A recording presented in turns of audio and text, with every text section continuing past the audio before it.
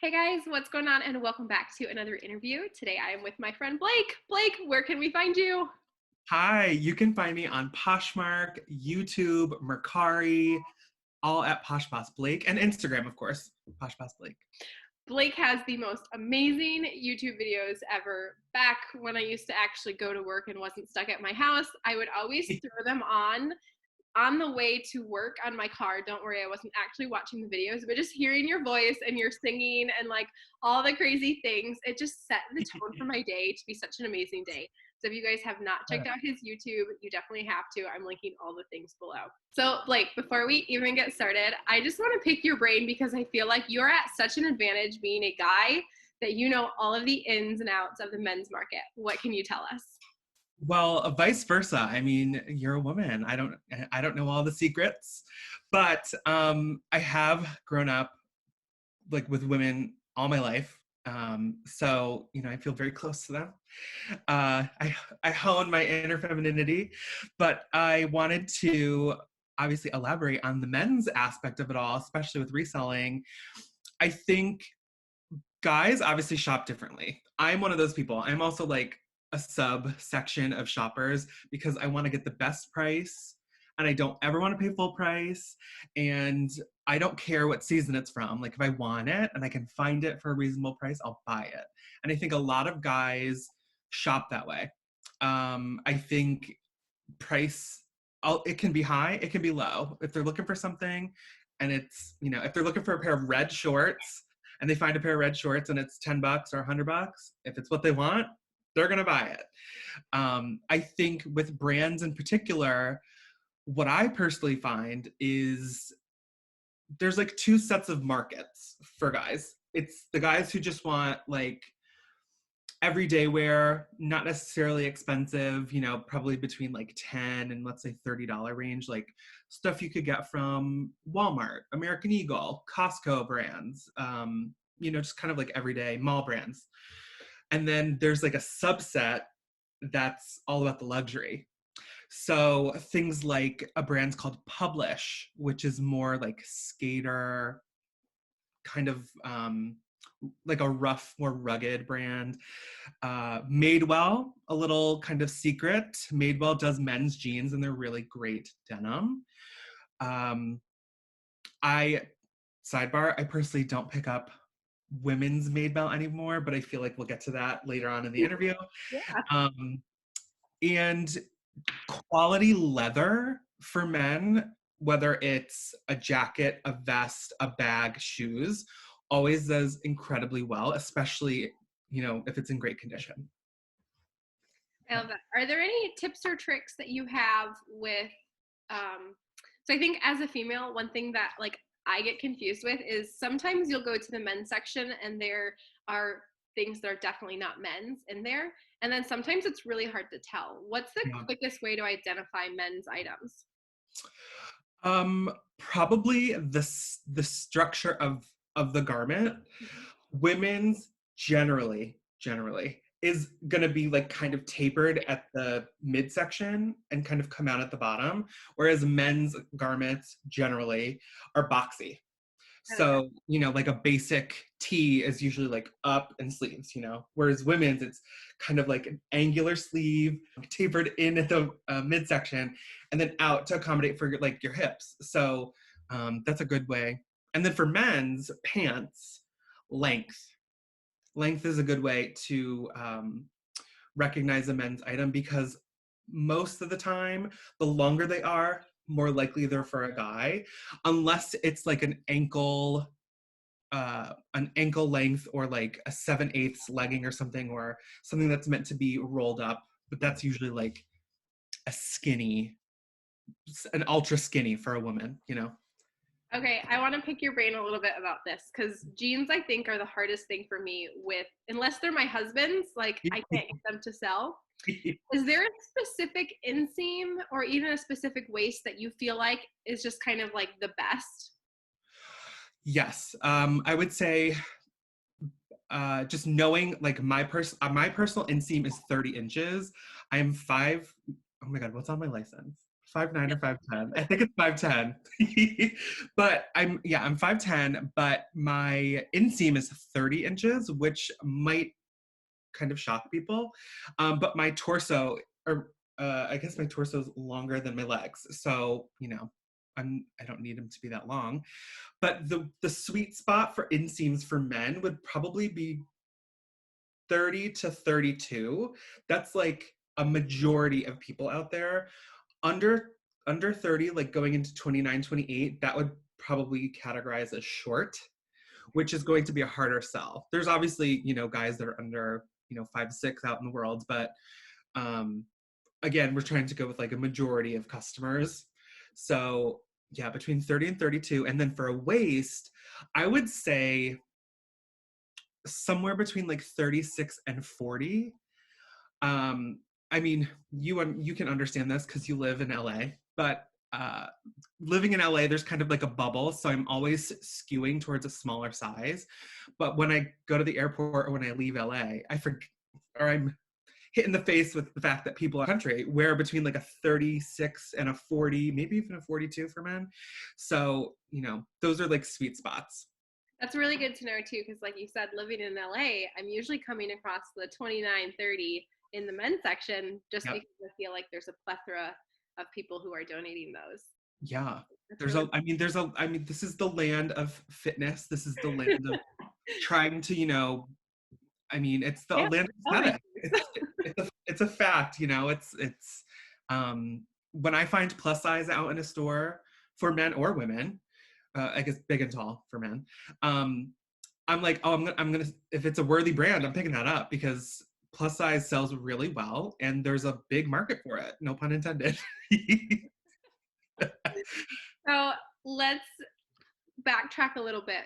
First off, before I go into that, I want to pitch the way I started that question off to you a little differently. So Yeah. I wanted to say, man, I lost it because we were having such a good conversation. But I was like stuttering when I asked it, and I was basically asking you. So the first thing I want to talk about is I feel like you're at an advantage being a man because you just know everything about all of the men's market. Okay, so that's what I'm gonna say. Okay. So well, thank you for giving us a little bit of insight into men's market, but I know that you actually sell in both. So let's backtrack and tell me, how did you get started with Posh? Yeah, so I downloaded the app originally in 2015, and you can see that little year stamp in my profile.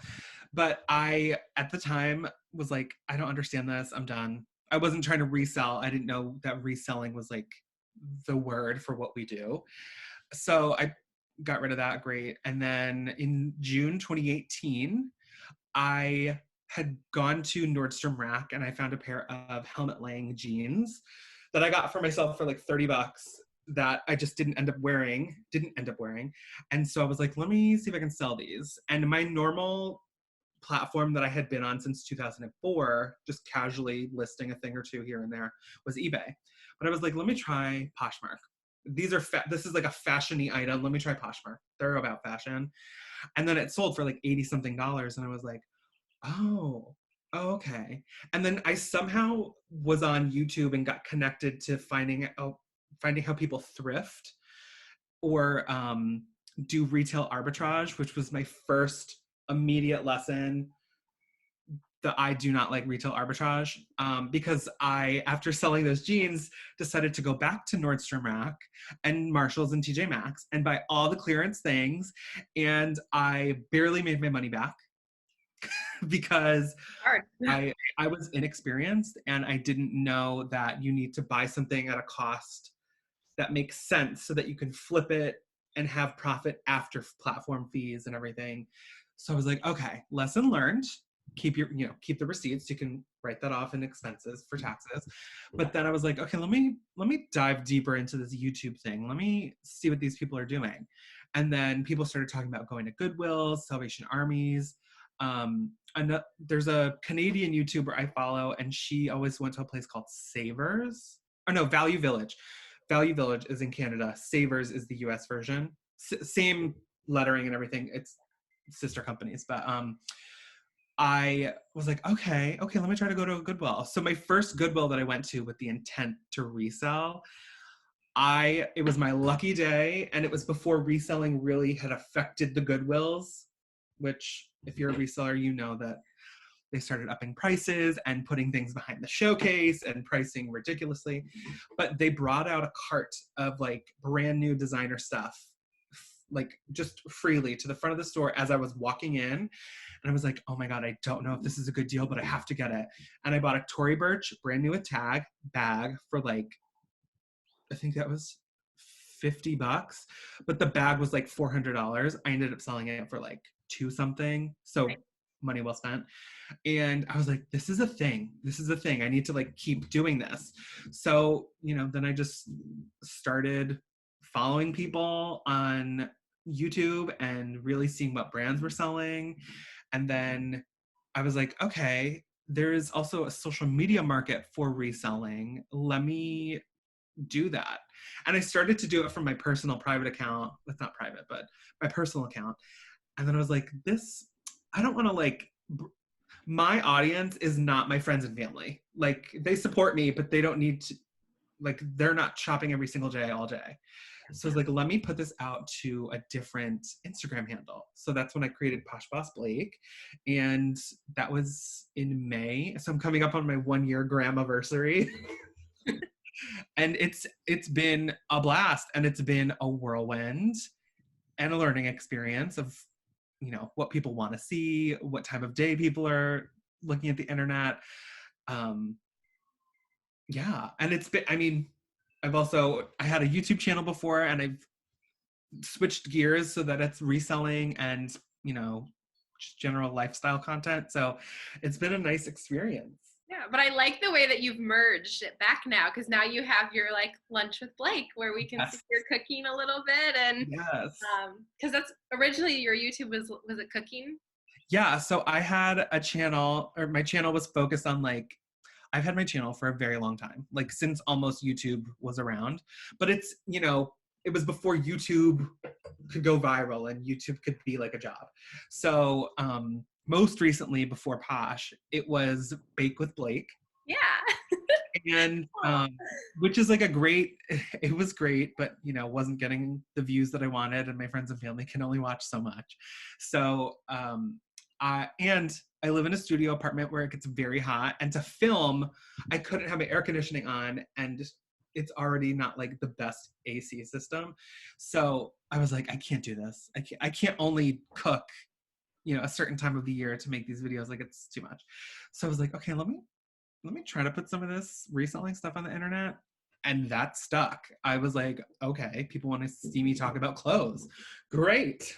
I'll give it to you. Yeah.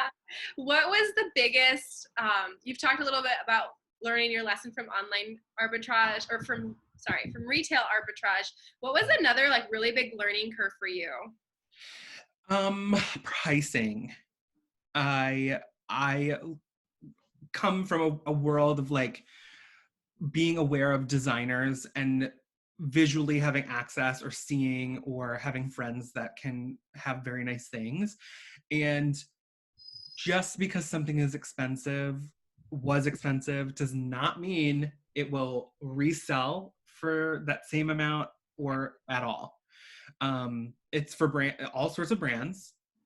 There are a few that are exempt from that, like your staple fashion luxury basics, like brands like Louis Vuitton, Gucci, Chanel. Those three will always sell no matter the condition, as long as it's authentic. Vintage does even better if it's in good condition. So, unless it's those things, it doesn't mean it's going to resell. And I think people don't be offended. Like, yes, you spent $500 on this bag. Good for you. Good for you. You worked hard for that. Great. But, or maybe you didn't. But no judgment. Don't think you're going to get $500 back. Don't think you're going to get $100 back. Like, who knows if that brand is still in style, if that brand is good, did the brand crumble?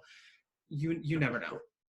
That is such good advice. I feel like you're always spitting out such good advice. That's why I love having you in my circle of PFFs to listen to. Who are some people that you like to listen to who really inspire and motivate you as a reseller? Not that people don't inspire me, but what I have trouble with, and I'm just going to be real here, Yeah. is finding people in similar situations This has that come I up can relate a to. lot.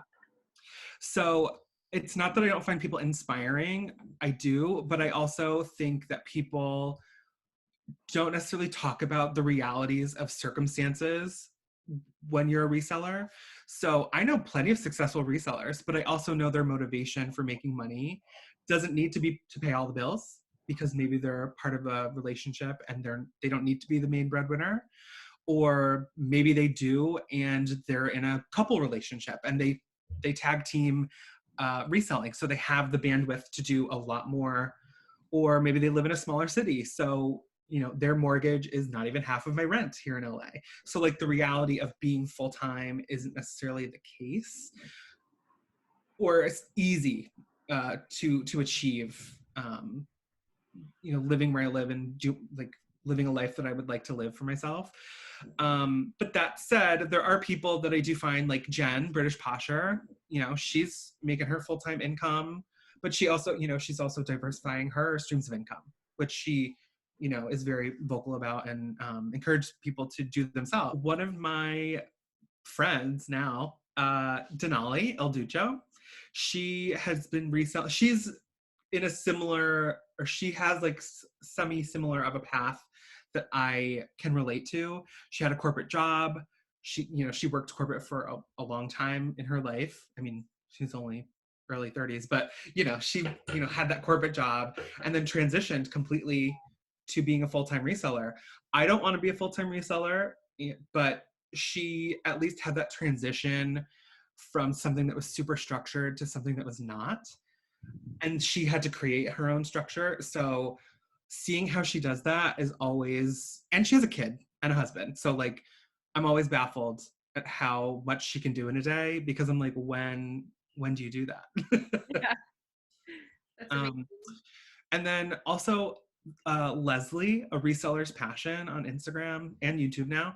She is just a hustler. She is all about diversifying platforms and diversifying your stream of income. Yes. So, don't just sell on one platform, sell on multiple. Or if you're going to have social media as a part of your routine, not necessary, but it's a great complement to your business, free publicity. Do your Instagram. Do you want to have a podcast? Put it on YouTube. Are you doing videos? Do an IGTV video, Yeah. And she has like a really big fun personality, just like you as well. Yeah. It's really fun to follow. Yeah. Oh, I love that. I think it's so important too, because it's like we get so caught up in like the FOMO of like social media, but you have to keep in mind people's backstories and where they come from. This is something that has consistently come up in all of these interviews, whether it makes it into the final cut of the interview or not. But almost every single person has talked about knowing that the person next to you might not have the same background as you, and that's huge. Well, Blake, thank you so much for joining us today. This has been really insightful, and thank you so much for just your clear, transparent reflections, just not only on being able to identify with the people that you follow and know their backstory, but also giving us a little insight of what it's like from a man's perspective when it comes to Poshmark. Yeah, absolutely. And if I could leave everyone with some parting advice. Absolutely. We kind of just touched on it. If you're getting into reselling, or if you're in it and you're feeling down, like you're not doing it right or you're not doing it good enough, there are no rules to this. You are running your own business, and do not compare yourself to anyone else. Do not look at people's stacks of packages thinking they're making tons of money. They very well could be, but do not compare yourself to anyone. They could be selling 100 items and making $100, but someone with 2 packages could be making $1,000. So don't compare. Do what's good for you, and you'll be successful. I love that. That's such great advice. Thank you so much, Blake. Have a wonderful day. Thanks, Courtney.